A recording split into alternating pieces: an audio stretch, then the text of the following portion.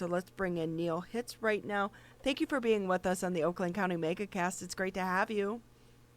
Good morning. Can you hear me? We definitely can hear you. Thank you for being with us on Zoom. Are you a Zoom expert now? Only about 5 times so far in my entire life have I done this. Well, it's great to have you. You're doing wonderful. Listen, I want to thank you for your interest in this project, and your intro comments there were perfect. There's not much more I can say about the importance, but let's try some questions. No, it's very important, and this isn't just for people in their aging years, but this really is a conversation that all of us need to have. I don't care if you're 20, 21, or 28, or 58, or 88. We need to make sure that we do make provisions in our life, or if something were to happen to us, that other people and our loved ones can help us navigate this world when we're unable to do it.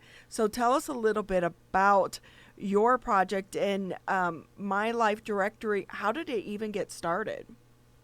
Well, it's interesting you mentioned the age situation because when my wife and I were in our 40s, we had occasion to travel together on business, and we thought, gee, if something happens, either temporary or permanent, someone's got to come in and take care of our sons and raise them, and how are they going to know where everything is?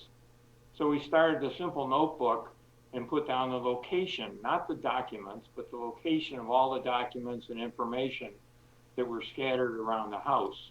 And we've been doing that ever since. So about 7, 8 years ago, our friends would tell us these very sad, emotional, and stressful stories about having to take over for a friend or relative or a parent. And we would say, gee, we've got this system we use.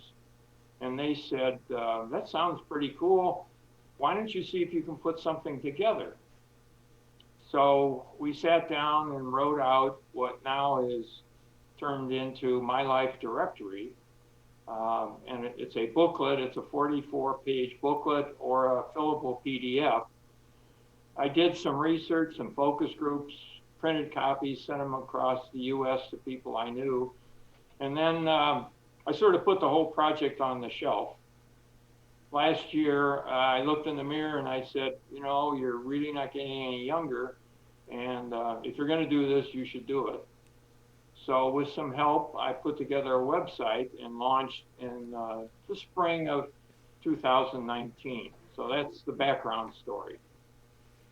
I love that you decided to go forward with this because it does help prompt conversations that need to be had in families. Because as a former news reporter, I can tell you, you reach out to families that are devastated by tragedy, and those tragedies happen at all ages of life and all stages of life.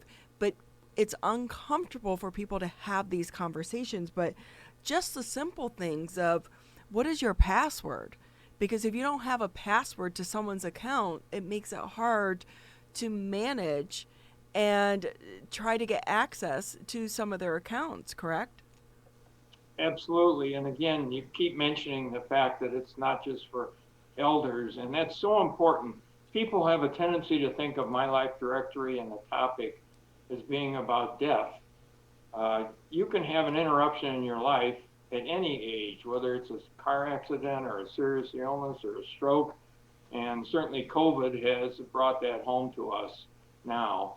So it's really, the other important point is one of the audiences is what I call the mid-career folks in working with their parents. And that's a tough topic to talk about with parents, like planning ahead, mom and dad, and what about this? The beauty of My Life Directory is it does that for you.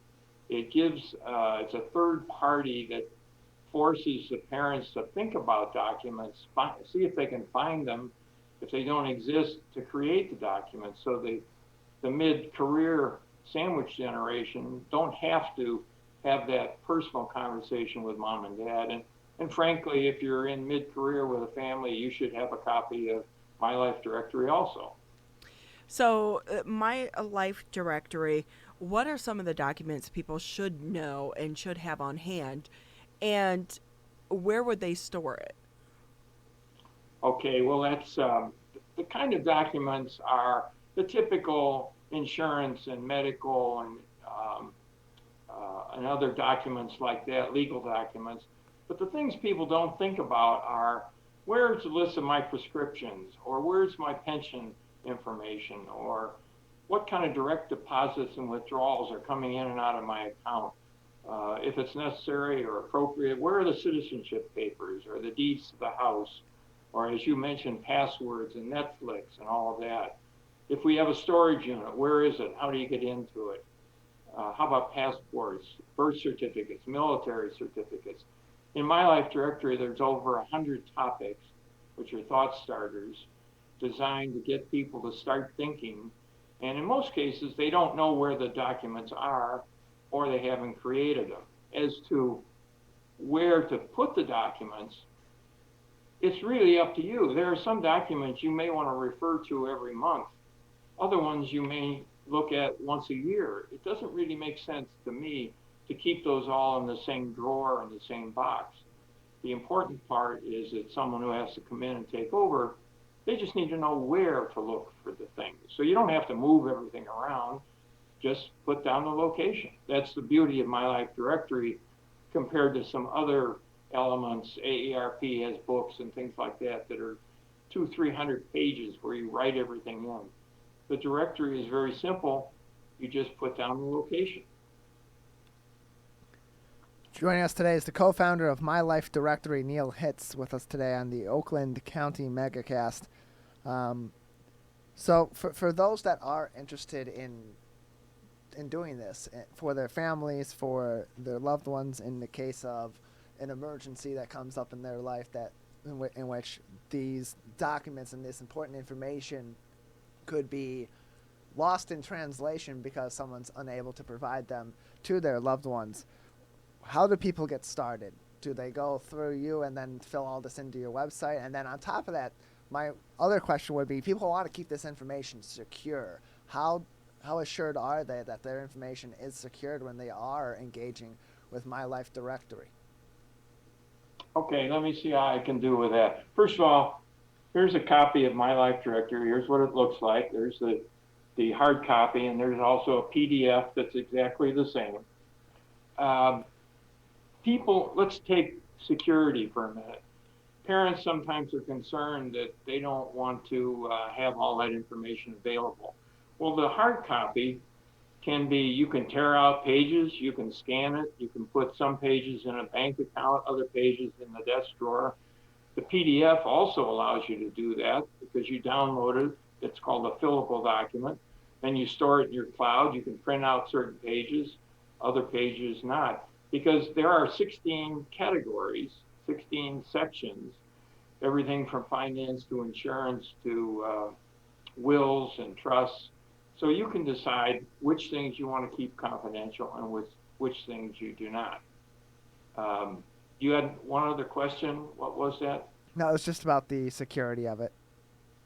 Now, what's interesting about My Life Directory is I get emails every week from people that say, gee, thanks for doing this. Over 800 copies have been sold in just the last year and a half. And I think it's interesting the number of people I've met. Just to give you an example, about a year ago, a gentleman bought a copy and we started communicating. Well, it turns out he's an editor and columnist for the Wall Street Journal. So he put together a whole column on the topic of keeping track of where everything is. And as a matter of fact, last Monday, there was a half-page article on the entire topic. So the topic is getting a lot more attention these days because it's a reality that we're all going to face some type of interruption in our life. And for people, it gives them a peace of mind that they know they've done the best for their family and spouse. They've written everything down. Neil, I love that you just said that. It's peace of mind. Because even if you're not comfortable having these conversations with your extended family, maybe you just do it on your own and let one person know where this information is secured so that they can access it then. The next point, we're talking about audiences here. We've talked about individuals. We've talked about the mid-career or sandwich generation. I'm starting to talk to the professional people now, the attorneys, financial planners, insurance salespeople, even real estate people are using My Life Directory to give to someone who's considering downsizing. Because when you downsize, you have to find everything. So that's working. Senior centers and some not-for-profits are using the directory.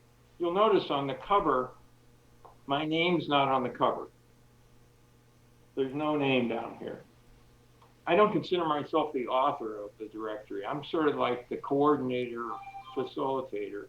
So I intentionally didn't put my name on it. It's really a compilation of what people have suggested to me, which allows the directory to be branded. Not-for-profits are putting their name on the cover and offering to their members or the general public for donations, say $15, $20. So that's getting exposure that way. The reach of My Life Directory is so broad because, frankly, it affects everyone. So, what is the price point on this? If I'm listening or watching this interview right now, what do I need to do to reach out to you, and what would the price point be? Okay, first of all, it's very simple. MyLifeDirectory.com. That's the website. You can learn all about it. At the website, you'll be able to order the hard copy, which is $11.50 in your mailbox, or $4.50 for the PDF, which is what's called a fillable document. You download it, and then you can fill it in. That seems like such a little price, because I'm sure there are so many things in this that the average person, even those that think they are prepared, that there are probably topics that they come across or that are in this life directory that they wouldn't have thought about as well. Well, several people have said you're not charging enough for this because in some people's minds, price determines value. But this has become a mission for me. This is not a big profit venture. And I figure if I can keep the price as low as possible, that means that more people will buy it. The other thing is, when I was talking about volume copies, I can discount this. I happen to know the printer very well, and I can discount this almost 50% for people that want to buy multiple copies. I've had individuals buy a copy and then come back and order 10 copies just to give to their relatives or their kids. So, as I said, the breadth of and the need and the audiences for My Life Directory are just huge. What's your response been from those that you've shared this with? Well, as I said, over 800 people have ordered it. So I take that, and what that tells me is that there's two things. There's a need for this, and then My Life Directory fills that need in a simple, inexpensive, confidential way to do this. Like I said, I get emails. Alzheimer's of Michigan has put copies in their family library. Presbyterian Senior Services in New York actually I've licensed them. They produce a slightly different version, and they're offering that for their members. So the fact that people keep ordering and keep coming up with new ways to use this tell me that there's some traction there.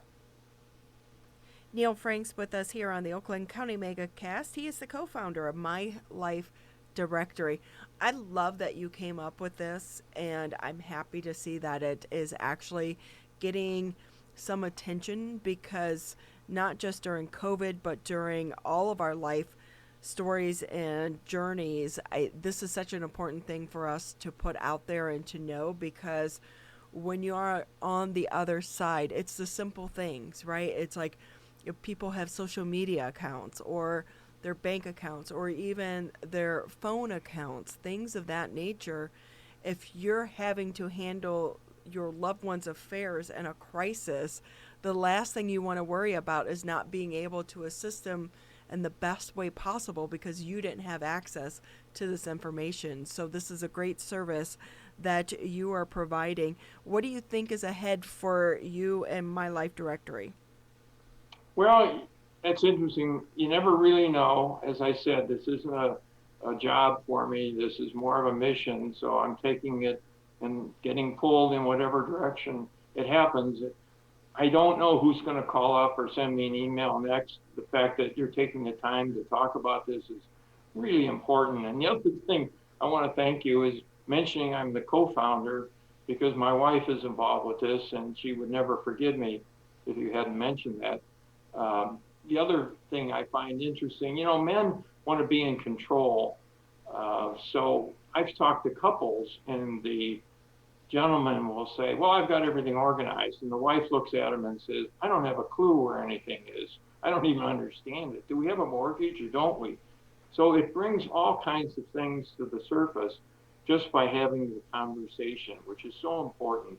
People have said, they've written me back, they said, I have your book, I've changed it, I'm going about doing things differently, but thank you for giving me an opportunity to have this discussion with my wife or my family and with myself. So that, I don't know where it's going next. I would encourage your listeners to go to the directory. There's a link there. You can send me an email. Anybody that has ideas, just pass them along. That's the way I get a lot of the information, is people say, have you thought about doing this? Or why not that? Or try this? So I'm sending out emails all the time. And frankly, COVID put a real crimp. You might not think so, but I was scheduled for a lot of presentations of senior groups, even a funeral group or a cemetery group.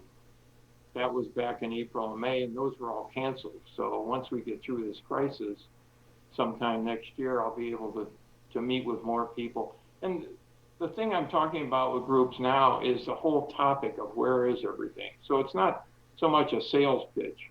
It's more getting people just to think about the fact they need to locate things, they need to think about what happens when they're not in charge. So thank you for doing this.